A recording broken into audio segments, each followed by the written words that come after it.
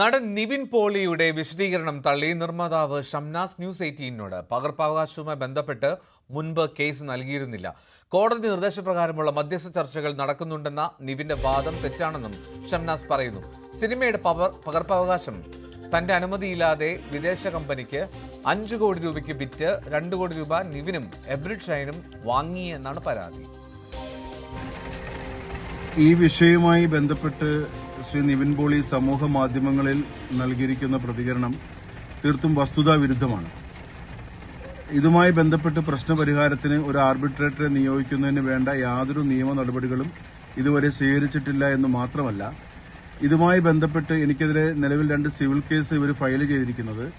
ഒന്ന്, ഞാൻ പോളി ജൂനിയറിന്റെ ഓഫീസിൽ കയറരുത് എന്ന് പറഞ്ഞിട്ട് നിവിന്റെ വൈഫിന്റെ പേരിൽ ഒരു ഇഞ്ചക്ഷൻ സൂട്ട് ഫയൽ ചെയ്ത് സ്റ്റേ വാങ്ങിച്ചിരിക്കുകയാണ്. ഇതുകൂടാതെ നിവിനും ഞാനും എബ്രിഡ് ഷൈനും തമ്മിലുള്ള ഒരു പഴയ കരാറിൽ ഉള്ള വ്യവസ്ഥകൾ പുറത്ത് പറയരുതെന്ന് പറഞ്ഞിട്ട് ഒരു സിവിൽ കേസ് കൂടിയാണ് ഫയൽ ചെയ്തിരിക്കുന്നത്. അല്ലാതെ ഈ വിഷയം പരിഹരിക്കുന്നതിന് ആവശ്യമായ ഒരു ആർബിട്രേറ്ററെ നിയോഗിച്ച് ഈ പ്രശ്നം പരിഹരിക്കണമെന്ന് പറഞ്ഞ് യാതൊരുവിധ നിയമ നടപടികളും ഇതുവരെ സ്വീകരിച്ചിട്ടില്ല. നവമി ദിനേശ് കൂടുതൽ വിവരങ്ങൾ നൽകും. നവമി, ഇപ്പോൾ ഷംനാസ് പറയുന്നതനുസരിച്ചാണെങ്കിൽ അത്തരത്തിലൊരു നീക്കങ്ങളൊന്നും ഉണ്ടായിട്ടില്ല. നിവിൻ പറയുന്നതിനെ ഖണ്ഡിക്കുകയാണല്ലോ.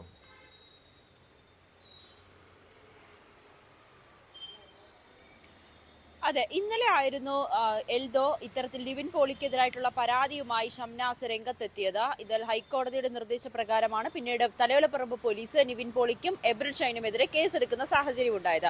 ഇതിനുശേഷം നിവിൻ പോളിയുടെ ഒരു വിശദീകരണം, അത് സോഷ്യൽ മീഡിയയിലൂടെയായിരുന്നു അദ്ദേഹം വിശദീകരണം ഇട്ടത്.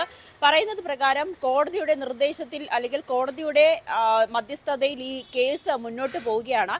ഇതുമായി ബന്ധപ്പെട്ട വിവരങ്ങൾ പുറത്തു പറയരുതെന്ന് കോടതിയുടെ നിർദ്ദേശമുണ്ട്. ഇത് ലംഘിച്ചുകൊണ്ടാണ് നിർമ്മാതാവായിട്ടുള്ള ഷംനാസ് വീണ്ടും പരാതിയുമായി എത്തുകയും മാധ്യമങ്ങളെ കാണുകയും ഒക്കെ ചെയ്തതെന്നായിരുന്നു നിവിൻ പോളിയുടെ ഇന്നലത്തെ വിശദീകരണം. അതിനെ പൂർണ്ണമായും തള്ളിക്കൊണ്ടാണ് ഷംനാസ് ന്യൂസ് 18നോട് വീണ്ടും പ്രതികരിച്ചത്.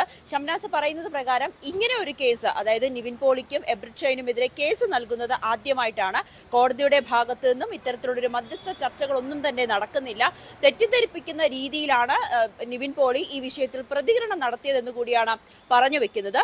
2 കേസുകളുണ്ട്, അത് രണ്ടും സിവിൽ കേസാണ്. അതൊന്ന് ഈ നിവിൻ പോളിയുടെ ഓഫീസിലേക്ക് താൻ കയറരുതെന്ന് പറഞ്ഞുകൊണ്ട് നിവിൻ പോളിയുടെ ഭാര്യ നൽകിയ പരാതിയും, മറ്റൊന്ന് എബ്രിഡ് ഷൈനും നിവിൻ പോളിയും ഈ നിർമ്മാതാവായിട്ടുള്ള ഷംനാസും ഇവർ 3 പേരും നടത്തുന്ന ഈ സിനിമയുമായി ബന്ധപ്പെട്ട ചില കാര്യങ്ങളുണ്ട്, ചില ധാരണകളുണ്ട്, അത് പുറത്തു പറയരുത്. അങ്ങനെ 2 സിവിൽ കേസുകൾ മാത്രമാണ് നിലനിൽക്കുന്നത്.